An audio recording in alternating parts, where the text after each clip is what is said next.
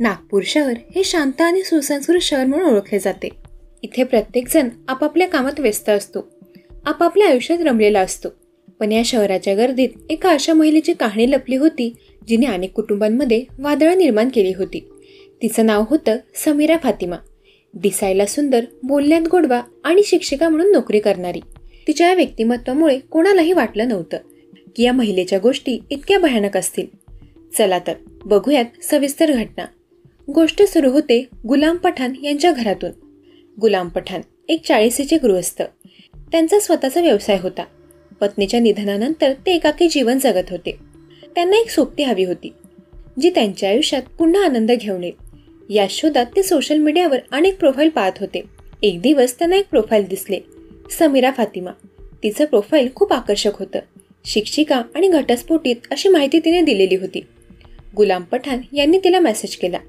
समीराने लगेचच प्रतिसाद दिला. दोघांमध्ये बोलणं सुरू झालं. सुरुवातीला दोघे फक्त एकमेकांच्या कामाबद्दल आणि आवडीनिवडीबद्दल बोलले. हळूहळू हे बोलणं अधिक वैयक्तिक झालं. समीरा खूपच भावनिक बोलत होती.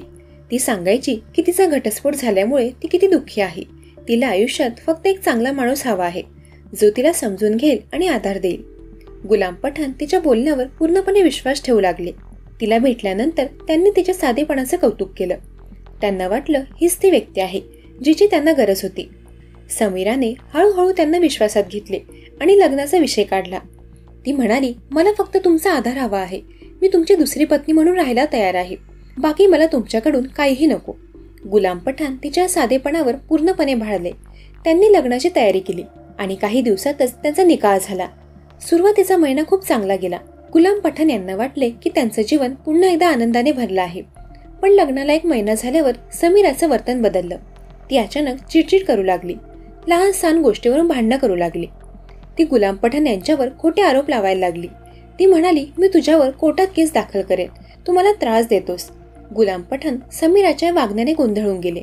त्यांना काहीच समजत नव्हतं की हे अचानक काय होत आहे, ही अशी का वागत आहे. समीराने कोर्ट केसची धमकी देऊन त्यांना ब्लॅकमेल करण्यास सुरुवात केली.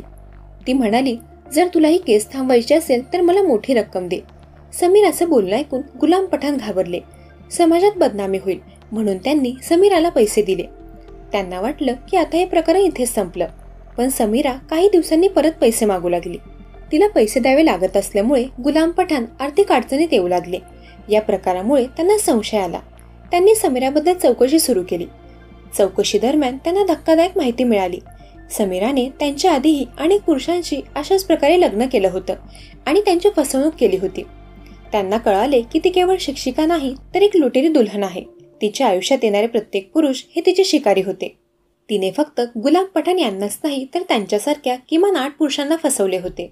प्रत्येकाशी तिने अशाच प्रकारे प्रेमाची जाळी विणली, लग्नाचं नाटक केलं आणि नंतर त्यांना ब्लॅकमेल करून पैसे उकळले. गुलाम पठाण यांना खूप मोठा धक्का बसला. त्यांनी धीर धरला आणि त्यांनी पोलिसात तक्रार दाखल करायचं ठरवलं.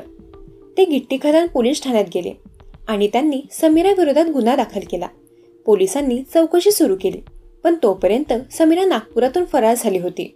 1.5 वर्षांपासून पोलीस तिचा शोध घेत होते. अनेक वेळा तिच्याबद्दल माहिती मिळायची पण ती पोलिसांच्या हाती लागत नव्हती. आणि अखेर शेवटी तो दिवस आला. एक दिवस पोलिसांना खबर मिळाली की समीरा सिव्हिल लाईन्स येथील एका टपरीवर चहा पित आहे. पोलिसांनी लगेचच त्या ठिकाणी धाव घेतली. तिथे खरंच समीरा बसलेली होती. शांतपणे चहा पित होती. तिच्या चेहऱ्यावर कोणतीही भीती नव्हती. पोलिसांनी तिला ओळखले आणि लगेचच तिला अटक केली. पोलीस ठाण्यात तिची चौकशी झाली तेव्हा तिच्या फसवणुकीचे सगळे प्रकार समोर आले. ती केवळ प्रेमळ आणि साध्या पुरुषांनाच नाही तर ज्या पुरुषांना आधार हवा होता अशा पुरुषांना देखील शोधायची. तिने आतापर्यंत 50 लाख रुपयांची फसवणूक केल्याचे समोर आले. ती उच्च शिक्षित होती आणि शिक्षिका म्हणूनही काम करत होती. पण तिच्या शिक्षणाचा उपयोग तिने चांगल्या कामासाठी न करता लोकांची फसवणूक करण्यासाठी केला. गुलाम पठाण यांच्यासारख्या अनेक पुरुषांना तिने फसवले. प्रत्येकाच्या आयुष्यात तिने एक वादळ निर्माण केलं. ज्या पुरुषांना प्रेमाचा आधार हवा होता त्यांना तिने फक्त विश्वासघात आणि आर्थिक नुकसान दिले. ही गोष्ट फक्त एका फसवणुकीची नाही तर मानवी स्वभावाच्या एका गडद बाजूची आहे जी सांगते की कधी कधी विश्वास ठेवणं किती महागात पडू शकतं. नागपूर शहरात ही घटना आता प्रत्येकाच्या ओठांवर आहे. ही अशी घटना आहे जी सांगते की प्रत्येक चमकणारी गोष्ट सोन्याची नसते.